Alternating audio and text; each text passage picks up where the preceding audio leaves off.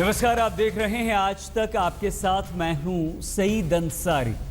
हम ढाका हमले की अगले 1 घंटे में पूरी पड़ताल करेंगे और साथ ही आपको ये बताएंगे कि बांग्लादेश के रास्ते भारत में आतंकवादी साजिश रचने का कैसे आईएसआईएस ख्वाब देख रहा है और मंसूबे तैयार कर रहा है।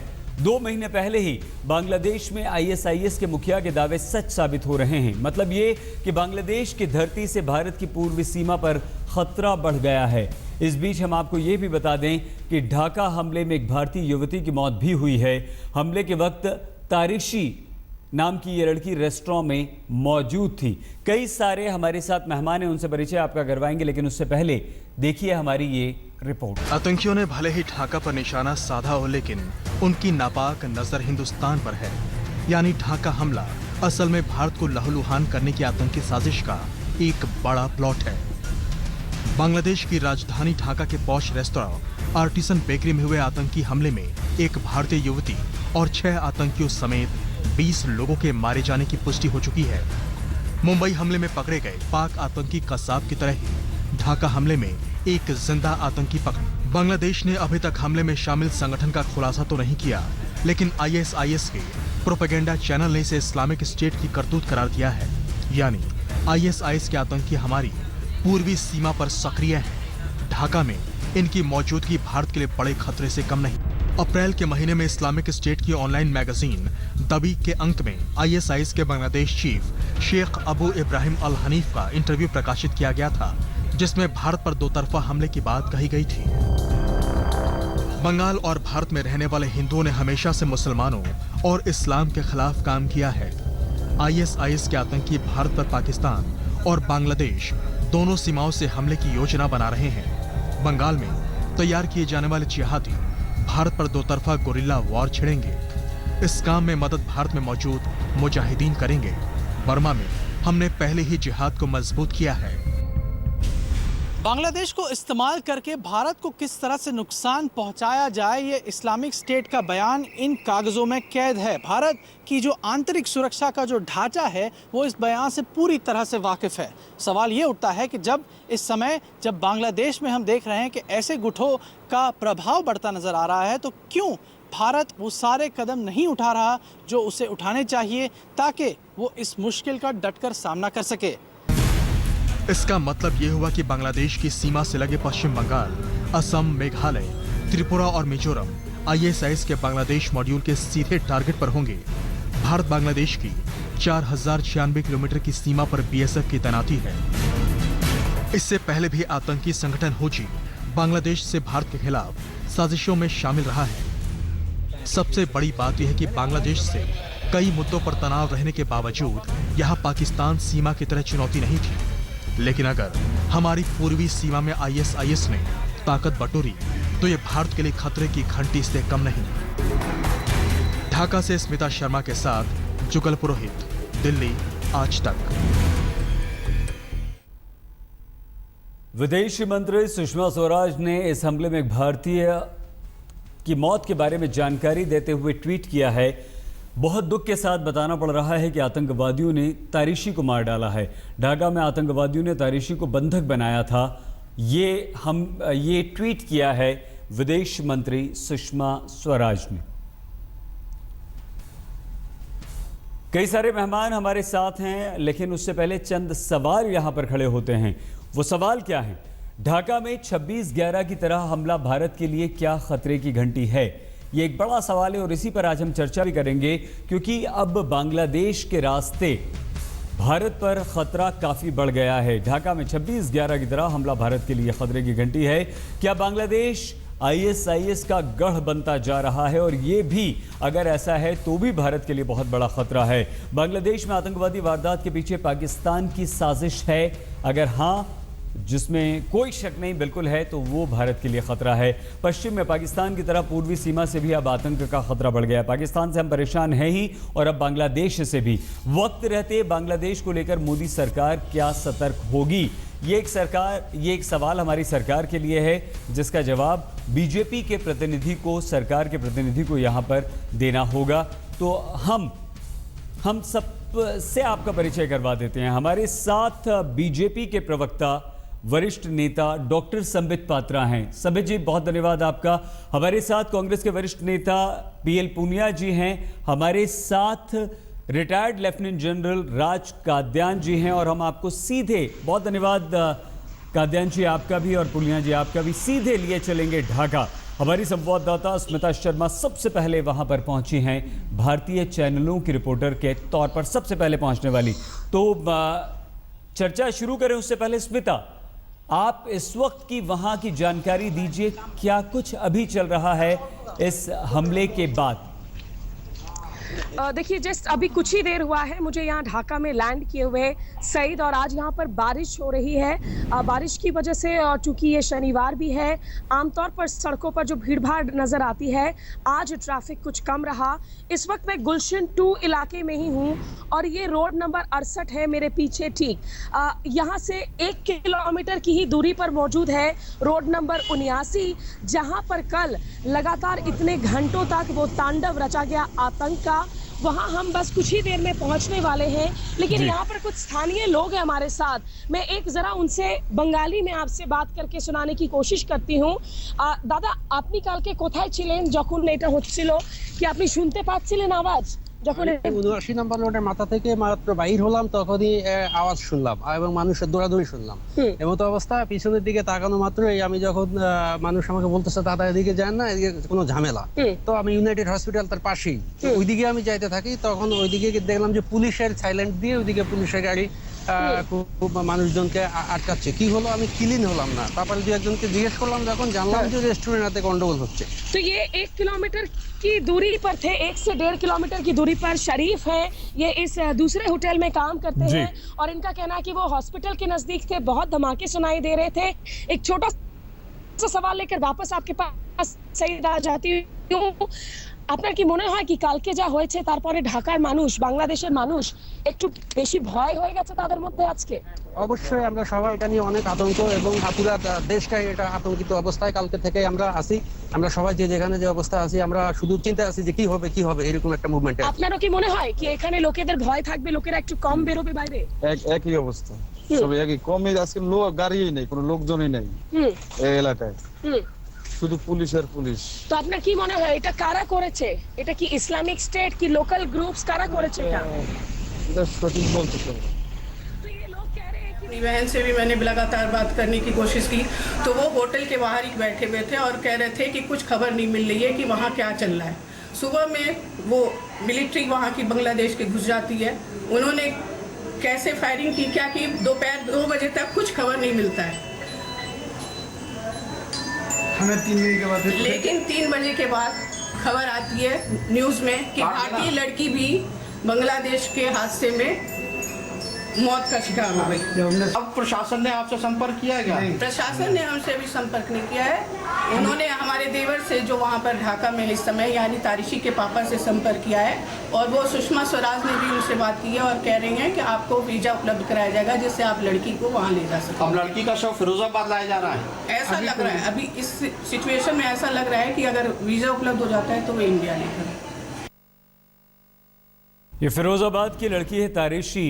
जो तस्वीर हम आपको दिखा रहे हैं, ये वो बच्ची है जो मारी गई है आतंकवादी हमले में, और विदेश मंत्री सुषमा स्वराज ने खुद ट्वीट करके इस बात की जानकारी दी है। पहले इस लड़की को भी और लोगों की तरह बंधक बना लिया गया था, और उसके बाद अब दुखद खबर ये आई है कि इस लड़की की इस आतंकवादी हमले में मौत हो गई है। लेकिन यहाँ बड़ा सवाल ISI की बांग्लादेश में जो मौजूदगी है वो भारत के लिए कितना बड़ा ख़तरा है। वैसे तो तमाम मेहमान हमारे साथ हैं, लेकिन हम former deputy chief of army staff lieutenant general Raj Kadyan ji से ये सवाल करना चाहते हैं। सर, पहले पेरिस, ब्रसेल्स, इस्तांबुल और अब बांग्लादेश, और बांग्लादेश में ISIS की तरफ से ये हमला हमारे देश के लिए कितनी बड़ी चेतावनी है, और क्या अब भारत ISIS के अगले टारगेट पर है? सर, क्या आपको लगता है?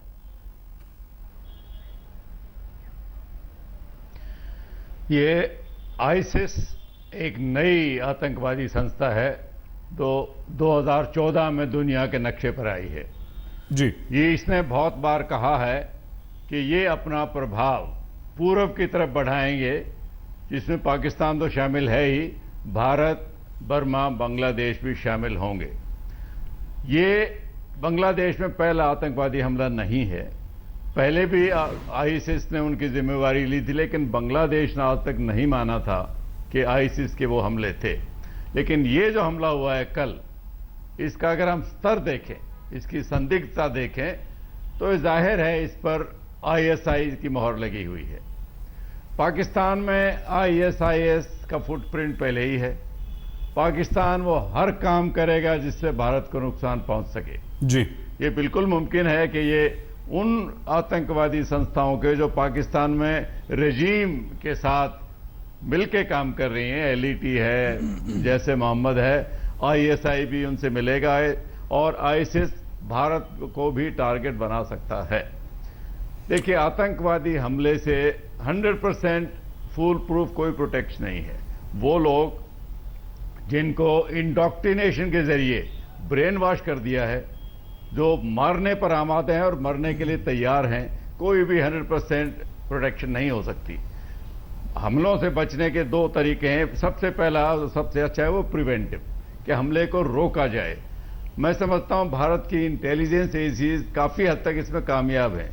जो हमले रोके जाते हैं वो मीडिया में आते ही नहीं और पब्लिक को पता नहीं लगते। पब्लिक उन्हीं के बारे में जानकारी ले पाती है जो हमले कामयाब हो जाते हैं। सर ये एक अच्छी बात आपने यहाँ पर कही है। हमारी सिक्योरिटी एजेंसी जी, हम दोबारा आएंगे सर, क्योंकि पुनिया जी और डॉक्टर संबित कामयाब दुर्भाग्यवश हो जाते हैं।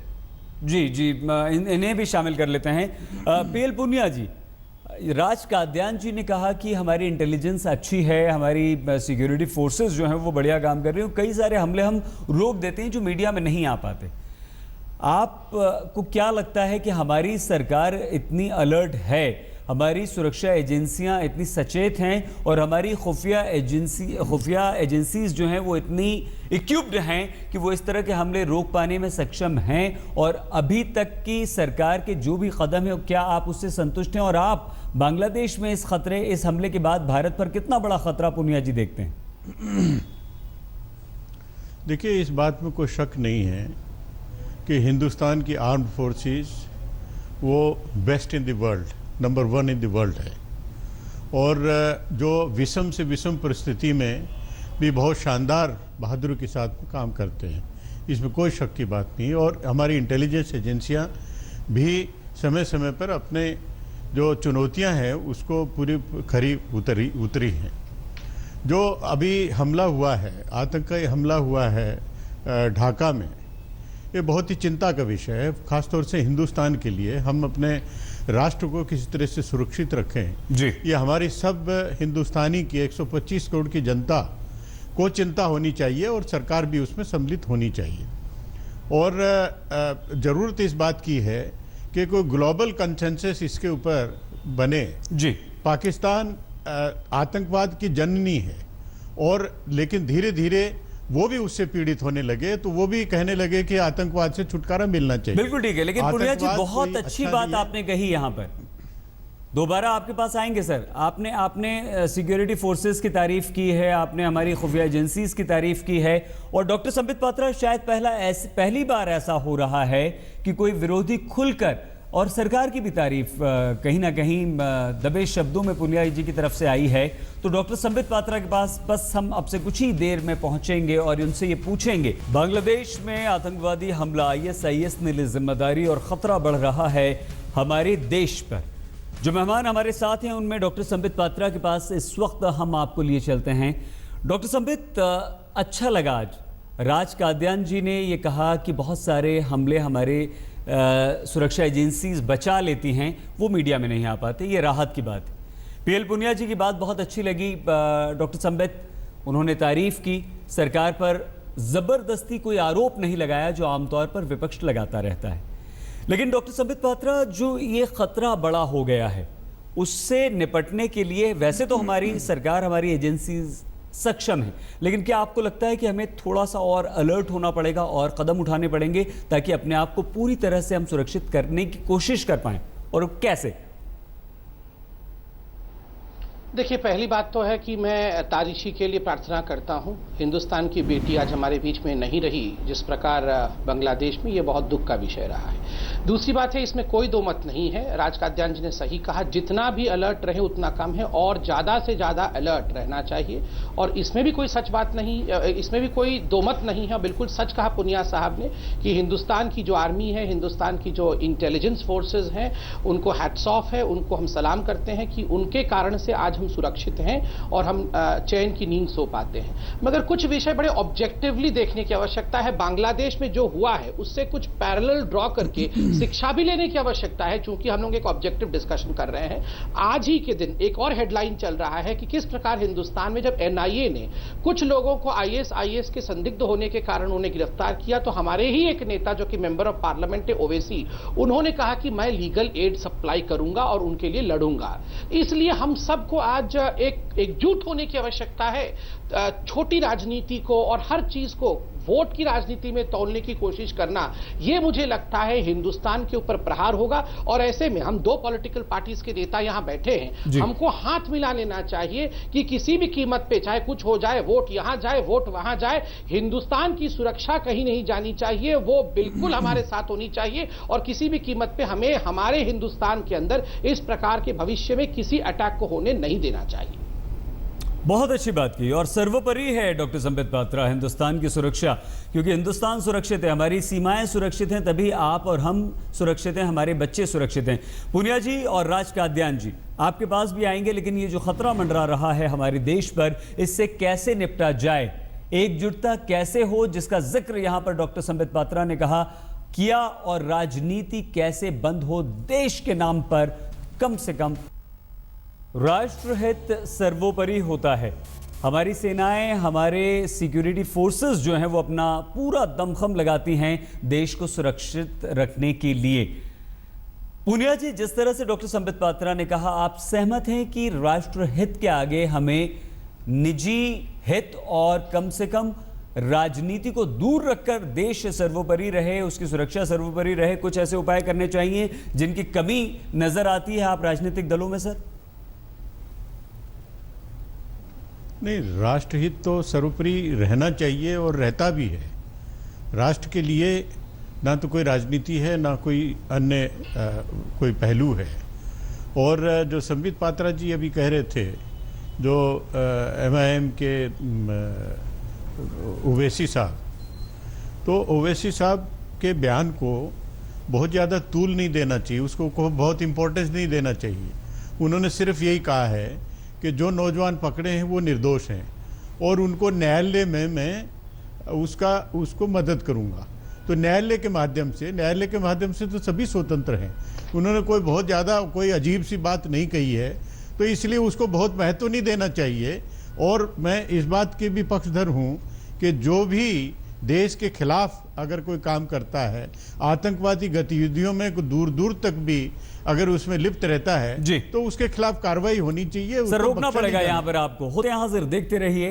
क्या बांग्लादेश के रास्ते आतंकवादी खतरा एक बार फिर से भारत पर मंडरा रहा है? क्योंकि हमारा एक पड़ोसी पाकिस्तान तो खुद हमारे यहाँ आतंकवादी हमले लगातार करवाता रहता है, लेकिन बांग्लादेश में ISIS का ये बड़ा आतंकवादी हमला एक खतरे की घंटी है।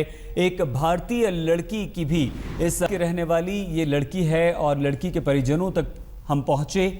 तारिशी की मां क्या कहती हैं? इंटर्नशिप उसको बांग्लादेशी मिला, उसके पापा यही बांग्लादेश में काम करते हैं, संजीव जैन। तो वो रात में अपनी सहेलियों के साथ रेस्टोरेंट में खाना खाने गई थी।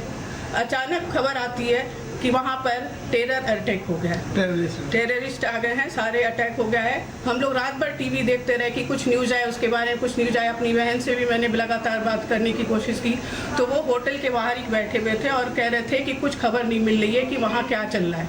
सुबह में वो मिलिट्री वहाँ की बांग्लादेश के घुस जाती है। उन्होंने कैसे फायरिंग की, क्या की, दोपहर 2 बजे तक कुछ खबर नहीं मिलता है। लेकिन 3 बजे के बाद खबर आती है न्यूज़ में कि भारतीय लड़की भी बांग्लादेश के हादसे में मौत का शिकार हो गई। अब सवाल बड़ा यह है कि पूर्व से भी हमारे देश पर एक खतरा मंडरा रहा है और आईएस के कदम लगातार हमारे नज़दीक तक आते जा रहे हैं, बढ़ते जा रहे हैं। बांग्लादेश में यह बड़ा हमला हमें सचेत रहने के लिए चेतावनी साफ तौर पर देता है। संबित पात्रा जी, कोई भी विदेशी आतंकवादी तब तक किसी भी आतंकवादी घटना को अंजाम देने में कामयाब नहीं होता जब तक कि उससे हमारे देश में मौजूद लोगों से मदद न मिले। यह हमेशा एक बहुत बड़ा संकट रहा है खुफिया एजेंसियों के लिए, सरकार के लिए, पुलिस के लिए, प्रशासन के लिए। तो क्या अगर हम उससे निपट लेते हैं तो हम काफ़ी हद तक राज काद्यान जी की बात से सहमत हो सकते हैं कि हाँ, हम बहुत सारे आतंकवादी हमलों को रोक पाने में कामयाब रहते हैं? क्या उसमें कमी आ रही है, क्या उसमें अड़चनें आ रही हैं डॉक्टर संबित पात्रा जी?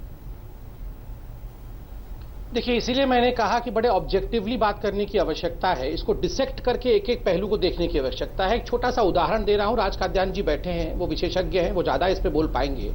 जब बांग्लादेश रूट के बारे में हम बोलते हैं तो कहीं ना कहीं जमातुल मुजाहिदीन जो वहाँ का एक जाना माना आतंकवादी संगठन है, उसका नाम भी आता है। और उसके कारण किस प्रकार बर्धमान ब्लास्ट जो बंगाल में हुए उससे उसकी तार कैसे जुड़ी हुई है यह भी आपको पता है। जब बर्धमान ब्लास्ट बंगाल में हुआ उस प्रकार उसमें हिंदुस्तान में किस प्रकार की राजनीति हुई, उस पर भी हमने किस प्रकार की राजनीतिक रोटी सेकने की कोशिश की, हम सब ने देखा है।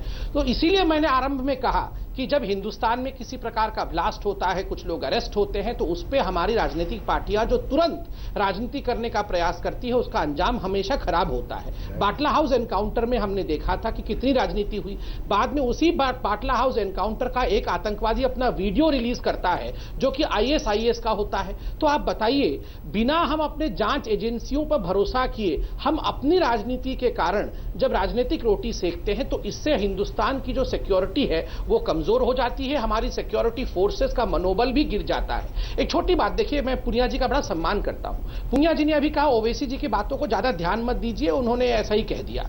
देखिए, वो एक मेंबर ऑफ पार्लियामेंट है। मैं आपको बताता हूं आज बांग्लादेश में जो हुआ है, बड़े दिनों तक बांग्लादेश भी मोड ऑफ डिनायल में थी। राज काद्यान जी बताएंगे, वो मान ही नहीं रहे थे कि आईएस उनके यहां पर है। वो जमात जो उनके यहां एक पार्टी है जिसका नाम है जमात इस्लामी, उस पर बहुत सारी ऐसी उंगलियां उठती हैं कि ये बहुत गलत काम करती है, आप सब जानते हैं। ठीक उसी प्रकार अगर हिंदुस्तान में कोई पार्टी के अध्यक्ष इस प्रकार का बयान दे तो क्या हमें उसे सीरियसली नहीं लेना चाहिए? अगर याकूब मेमन को फांसी होती है और उस पर हम लोग एक एक महीने डिबेट करते हैं कि याकूब मेमन को फांसी इसलिए हो गई क्योंकि वो मुस्लिम थे, ये ओवैसी जी का स्टेटमेंट था कि याकूब मेमन को फांसी इसलिए हुई क्योंकि वो मुस्लिम थे, तो स्वाभाविक रूप से ये बहुत चिंता का विषय बनता है। इस पर राजनीति नहीं करनी चाहिए, यही मैं कह रहा हूं। पुनिया जी, आपके पास जरूर आएंगे। संबित पात्रा जी की बात का जवाब आपके पास होगा, आप देना भी चाहते होंगे, लेकिन राज काद्यान जी, सर, क्या आप डॉक्टर संबित पात्रा से सहमत हैं कि ये चीज़ें हमारी सिक्योरिटी फोर्सेस के मनोबल को तोड़ती हैं? और क्या राज काद्यान सर, हमारी जो फॉरेन पॉलिसीज हैं क्या वो ठीक है? हमारे दोनों पड़ोसी, एक पड़ोसी तो खुले तौर पर हमें तंग कर रहा है, आतंकवादी घटनाओं को हमारे देश में अंजाम देता है, लेकिन बांग्लादेश से भी इस तरह से हो रहा है। क्या हमारी विदेश नीति में कहीं ना कहीं कोई कमी है, या आप उससे संतुष्ट हैं कि हम अपना दबाव बना पाने में कामयाब रहते हैं?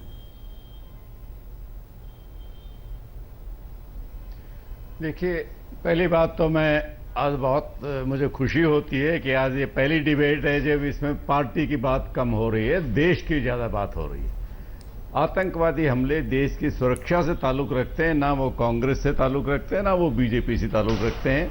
हमारी खुफिया एजेंसी, सिक्योरिटी एजेंसीज भी वो देश की एजेंसीज हैं। अभी आपका प्रश्न रहा, मेरे हिसाब से पाकिस्तान और बांग्लादेश में फ़र्क है। पाकिस्तान की तरफ से जो हमले आते हैं वो पाकिस्तान की मर्जी से आते हैं, पाकिस्तान के सहयोग से आते हैं, उनके मदद से आते हैं। अगर हम आज अपने रिश्ते देखें बांग्लादेश के साथ, शेख हसीना का रेजिम भारत के साथ बिल्कुल सहयोग करके काम करना चाहता है। अभी एक समझौता भी हुआ था जब लैंड एक्सचेंज कर लिया हमने, जो बहुत पुराना मुद्दा था।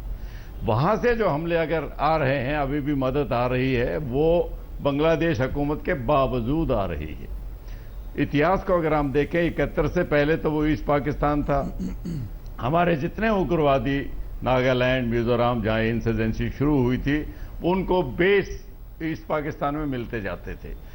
16 दिसंबर 1971 जब लड़ाई खत्म हुई, जब हम लोग वहाँ पहुँचे, मैं खुद नागालैंड से गया था। 17 दिसंबर की सुबह मुझे रोड के पास 4 नागा लोग खड़े मिले। मैंने गाड़ी रोक के उनसे खुद पूछा आप कौन हो। मैं तो जानता था उनकी पर्सनैलिटी देख, तो उनके एडजुटेंट जनरल थे, उनके रैंक को हम सेल्फ स्टाइल बोलते थे, सेल्फ स्टाइल लेफ्टिनेंट जनरल थे न से। हमने फौरन उनको गाड़ी में बैठाया और दिल्ली के लिए उनको रवाना किया गया हवाई जहाज से बाद में। लेकिन आजकल जो सपोर्ट अगर उनको मिल रही है बांग्लादेश से, वो हुकूमत की वजह से नहीं, हुकूमत के बावजूद मिल रही है। जमात इस्लामी ज़रूर वो तो बांग्लादेश के खिलाफ भी काम कर रहे हैं। पुनिया जी ने कहा कि आज पाकिस्तान को भी चोट लगती है आतंकवाद की, और शायद वो भी चाहेंगे कि मिल के आतंकवाद का मुकाबला करें। अगर ऐसा हो तो बहुत अच्छा होगा, लेकिन अभी तक जो पाकिस्तान की नीति रही है वो इसको सपोर्ट नहीं करती है। अभी तक वो आतंकवाद को स्टेट इंस्ट्रूमेंट मान के अपनी फॉरेन पॉलिसी और सिक्योरिटी पॉलिसी चलाते रहे हैं। उनका नीति तो ये है कि अपना महल बेशक जल जाए लेकिन हिंदुस्तान की झोपड़ियाँ जरूर जलनी चाहिए। जब तक वो माइंड सेट पाकिस्तान नहीं बदलेगा, उम्मीद है आगामी समय में वो बदलेगा। जब तक हाँ, आज आतंकवाद का खतरा सब देशों का है, इसमें पाकिस्तान भी शामिल है, लेकिन पाकिस्तान के डीएनए में जो भारत के खिलाफत है उससे वो बाहर जब तक नहीं आएंगे, मैं नहीं समझता कि पाकिस्तान से किसी किस्म की जॉइंट एफर्ट की उम्मीद रखी जा सकती है। बड़ा सवाल है, ओवैसी साहब का ताल्लुक बड़ा सवाल है सर। दोबारा आएंगे कादियान साहब आपके पास। सर पुनिया जी, एक मजबूरी होती है हमारी कि हम अपने पड़ोसी को बदल नहीं सकते, हमें उसके साथ निभाना होता है, चाहे वो देशों की बात हो या अपने घरों के पास रहने वाले पड़ोसियों की बात हो। और यहाँ तो देश की बात है पुनिया जी, हम उन्हें बदल नहीं सकते, उनके साथ निभाना है। लेकिन क्या आपको लगता है कि मौजूदा सरकार इसमें कामयाब हो पा रही है या कहीं ना कहीं उसकी कोशिशों में कोई कमी? देखिए, पहले तो मैं संबित पात्रा जी का ने जो आपत्ति की थी उसके बारे में कहना चाहूँगा। जो ओवैसी साहब जो मेंबर पार्लियामेंट भी है, उन्होंने कहा था कि मैं कानूनी सहायता दूंगा। तो हम आज प्रजातंत्र में रह रहे हैं, कोई भी आरोप लगता है वो न्यायालय में जाता है, न्यायालय से स्थापित होता है, और न्यायालय में जो भी निर्णय होता है वो सबको स्वीकार होता है। तो उन्होंने बहुत ऐसी बड़ी बात नहीं कही थी जो पहले कहते रहे हैं और जिसके लिए वो मशहूर हैं या नोटोरियस है, वो ऐसी बात नहीं कही थी। तो इसलिए मैंने उसको ध्यान में रखते हुए ये बात कही थी कि ये ऐसा बयान था जिसको नज़रअंदाज कर देना बेहतर था, उसको बहुत ज़्यादा कॉग्निजेंस नहीं लेना चाहिए था।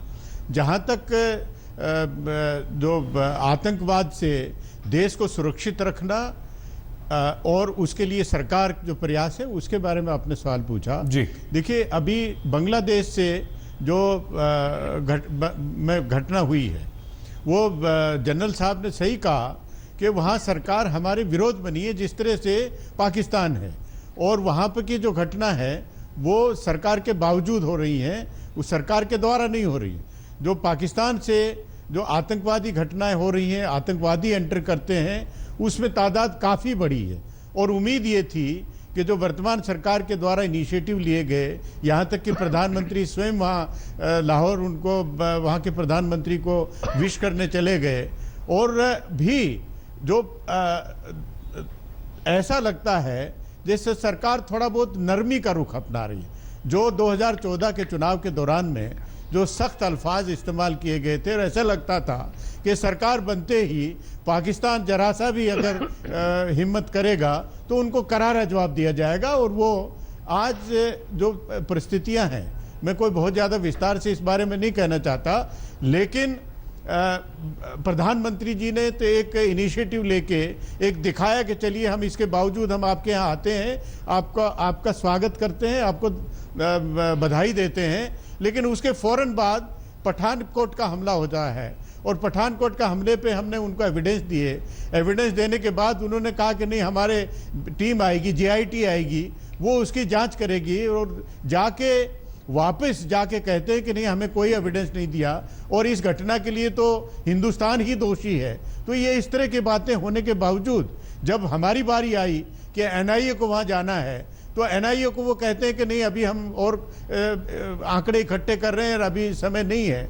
तो हम कहाँ हैं? हम लगातार वहाँ से आतंकवादी हमले हो रहे हैं, घटनाएं बढ़ रही हैं, उसके बाद हम उन पे को दबाव नहीं पा रहे हैं। तो कहीं ना कहीं मैं समझता हूं कि बहुत बात नहीं कहूंगा, कहीं ना कहीं हमारी जो विदेश नीति है उसको और आक्रामक और प्रासंगिक करने की आवश्यकता मैं जरूर महसूस करता हूं। और जो ठीक है, कैसे हमारी विदेश नीति और ज्यादा आक्रामक हो, ये हम पूछेंगे डॉक्टर संबित पात्रा से। और जनरल कादियान ने जो सवाल उठाए हैं कि पाकिस्तान दोगला है, दोहरी नीति अपनाता है, उसके महल हिल जाएं लेकिन हमारी झोपड़ियां हिलनी चाहिए, वो ये ज़रूर चाहता है, यानी कि भारत की बर्बादी, भारत के खिलाफ साजिशें, पाकिस्तान के आतंकवाद का दंश हम लगातार झेलते रहे हैं। हमारे पड़ोसी बांग्लादेश में एक बड़ा हमला हुआ, एक बच्ची हमारे देश की भी उस हमले में मारी गई। खतरा अब भारत पर और ज़्यादा बढ़ रहा है। डॉक्टर संबित पात्रा हमारे साथ हैं। बेल पुनिया जी ने कुछ सवाल यहाँ पर उठाए विदेश नीति को लेकर, और डॉक्टर संबित ये कहा कि और आक्रामक हमें होना चाहिए, हमारी सरकार को होना चाहिए। जो कदम प्रधानमंत्री नरेंद्र मोदी ने उठाए संबित जी, वो कहते हैं ना कि प्यार से तो आप बड़े से बड़े दुश्मन को, बड़े से बड़े खूंखार व्यक्ति को जीत सकते हैं। अब तक तो पाकिस्तान को पिघल जाना चाहिए था। खुद गए, जाकर बधाई दी, नवासी की, माँ के लिए शॉल लेकर गए, गिफ्ट लेकर गए, तोहफे लेकर गए। ये इतना बढ़िया जेस्चर था। पाकिस्तान की फितरत आप जानते हैं, जो जनरल कादियान कह रहे हैं, जो पुनिया जी कह रहे हैं, ये फितरत है उसकी, या प्रधानमंत्री का कोई असर नहीं हुआ? देखिए, दो चीज़ें हैं। पहली बात तो है, पुनिया जी और नहीं कहूँगा, राजनीति नहीं करूँगा, कर करके बहुत कुछ कह दिया है, तो मैं जवाब देता हूँ। पहली बात है, प्रधानमंत्री जी ने अभी कुछ दिनों पहले ही अपने एक इंटरव्यू में, साक्षात्कार में बड़े स्पष्ट रूप से कहा कि डिप्लोमेसी के अंतर्गत मैं जो लाहौर गया और बाकी जो काम की गई, उससे हिंदुस्तान का सर पूरे विश्व में ऊंचा हुआ और पाकिस्तान एक्सपोज हुआ। इसका अर्थ ये नहीं है कि आर्मी को, सेना को जो काम करना चाहिए वो करने के लिए हमने मना किया है। वो अपने फ्रंट पे ऐसा मुंहतोड़ जवाब दे रही है जिसके कारण पाकिस्तान का कमर एकदम झुक गया है। दूसरी बड़ी बात है, देखिए, चूंकि हम लोग एक सिमिली ड्रॉ कर रहे हैं कि ढाका में जो हुआ और इंडिया के 26/11 के साथ, आपको यह भी पता होगा 26/11 के समय कैसे हिंदुस्तान के गृह मंत्री के बड़े बड़े अफसर, 9 बड़े ऑफिसर पाकिस्तान में उस समय छुट्टी मना रहे थे। तो स्वाभाविक रूप से वो हिंदुस्तान की सरकार की उस समय बड़ी फेलियर थी, और ये बात हम लोगों को ध्यान रखते हुए करना चाहिए कि इस पर राजनीति नहीं करनी चाहिए। तीसरी बात, पुनिया साहब ने एक अच्छी बात कही कि इंटेलिजेंस फोर्सेस बहुत अच्छी हैं इंडिया की, और उनको मैं सलाम करता हूं, मैं भी सलाम करता हूं। मगर पुनिया साहब, यही इंटेलिजेंस फोर्सेस थी आईबी, जिन्होंने इशरत जहां को पाकिस्तान का आतंकवादी बताया था। आपने इसी इंटेलिजेंस फोर्सेस पर अपना सीबीआई छोड़ दिया था कि इंटेलिजेंस फोर्सेस के राजेंद्र कुमार इत्यादि को गिरफ्तार करो। ये तो शुक्र हो आईबी के हेड का कि उन्होंने बिल्कुल कहा कि मैं किसी भी कीमत पे अपने इंटेलिजेंस फोर्सेस को झुकने नहीं दूंगा। इसलिए पुनिया साहब, हम दोनों राजनेता हैं, राजनीति करें ठीक है, मगर कृपया करके जब आतंकवाद का विषय हो, उसमें हम दोनों को चाहिए कि हम अपने मन में झांक के देखें। वक्त कम है, पुनिया जी जवाब दे दीजिए। जवाब देना चाह रहे हैं संबित जी? मगर पुनिया साहब, बाटला हाउस और इशरत जहां पे, आप बताइए। देखिए, मैं स्पष्ट रूप से कहना चाहूंगा, अभी डिस्कस हो रहा था कि इस टेररिज्म को रोकने के लिए, इसका मुकाबला करने के लिए हमारी जो विदेश नीति है वो कहाँ तक सफल है, सरकार के प्रयास कहाँ तक सफल है। हम दिखाई दे रहे हैं कि पाकिस्तान के सामने घुटने टेक रहे हैं। हम वो नहीं चाहते। सरकार मान सम्मान के साथ में और जो ऐसे देश हैं उनका मुकाबला करते हुए दिखाई दे, हम ये चाहते हैं। हम शुभकामना भी देते हैं, लेकिन इधर उधर की बात करना, मैं समझता हूं कि इससे गंभीर विषय के लिए उचित नहीं थे किसी भी तरह से। कभी किसी तरीके की बात कर रहे हैं, कभी बिल्कुल ठीक है पुनिया जी, रोकना पड़ेगा यहाँ। संबित जी, माफी के साथ समय नहीं है, लेकिन जनरल कादियान ने एक बात कही थी कि आज इस चर्चा में राजनीति नहीं हो रही है। आप दोनों ने अंत में भले ही 1-1.5 मिनट ही सही, लेकिन राजनीति कर ही दी। लेकिन कोई बात नहीं, फिर भी दोनों, आप संबित जी आप भी बधाई के पात्र हैं, पुनिया जी आप भी बधाई के पात्र हैं कि आपने देश की सुरक्षा के लिए, आन बान शान के लिए बहुत अच्छी यहाँ पर बातें की हैं। बहुत धन्यवाद जनरल कादियान आपका भी। लेकिन हम उम्मीद करेंगे कि हम इन दोनों पड़ोसियों पर काबू कर सकें और आतंकवाद के दंश से अपने देश को बचा सकें, और हमारी सीमा पर जो जवान हमारी हिफाजत, हमारी रक्षा में लगे हुए हैं, उनकी बदौलत आप और हम चैन की नींद सो सकें। हमने सवाल पूछा था अपने दर्शकों से आज के इस हमले पर, बांग्लादेश में ISIS भारत के लिए कितना बड़ा खतरा है। 96% लोग कहते हैं कि हाँ खतरा है, सिर्फ 4% नहीं।